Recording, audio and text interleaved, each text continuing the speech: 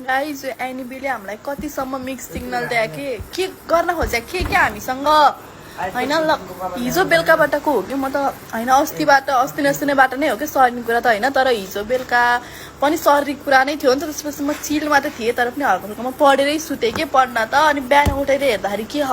exam हुने कुरा हल्ला भयो हुने कुरा हल्ला भयो त नि के एक्सेप्ट गरिसकेको थिएँ कि हुने कुरा अनि अहिले फेरि के हो त नि यो भर्खरै म पढ्दा कि म पढि नै रहेको थिएँ पढ्दा म न्युज हेर्छु के फेरि इक्जाम सर्ने कुरा के अनि के हो त नि यो यस्तो गर्छन् र मान्छेलाई यो यस्तो पागल भइसक्यो म अब के भनौँ मेरो सिचुएसन यस्तो हो अहिले सबैको यस्तो नै होला होइन अहिले 12th स्टुडेन्टहरूको अब के गर्ने मलाई त्यो न्युज दिएपछि मलाई पढ्न मन लागेन अनि यति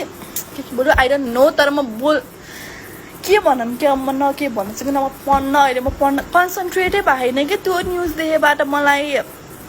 यस्तो फ्रस्ट्रेसन नेक्स्ट लेभल पुगिसक्यो नि अब पर्सिको इक्जाम रे अहिलेसम्म फिक्स छैन कि अब के भन्ने त नि हामी अब अति भएन रे हो होइन कि ल यो कुरा त ल टिचर्स र अनि त्यो पोलिटिक्स एनिथिङ जेसुकै होस् त्यो तिनीहरूको बिचको कुरा हो नि त अनि यसमा चाहिँ हामी किन बिचमा त नि बरु यो आन्दोलनै गर्थ्यौँ भने हाम्रो इक्जाम सकेपछि गरे भए पनि हुन्थ्यो कि त अलि पहिल्यै हामीलाई नोटिस दिनुपर्छ यस्तो हुन्छ भनेर अहिले इक्जाम आउन 2 दिन बाँकी छ अनि यस्तो अनि यो सबै त भएन नि यो टिचरहरूले पनि बुझ्ने कुरा हो यो पोलिटिक्सको त्यो मान्छेहरूले पनि बुझ्नुपर्ने कुरा हो कि यो स्टुडेन्टलाई पनि कति ह्याम्पर गर्छ क्या यो कुराले मेन्टल्ली पनि कति हामी अनस्टेबल भइरहँ के भइरहँ भन्ने कुरा हाम्रो सिचुएसन बुझ्दिन पर्यो के फिक्स डिसिजन चाहियो हामीलाई के हो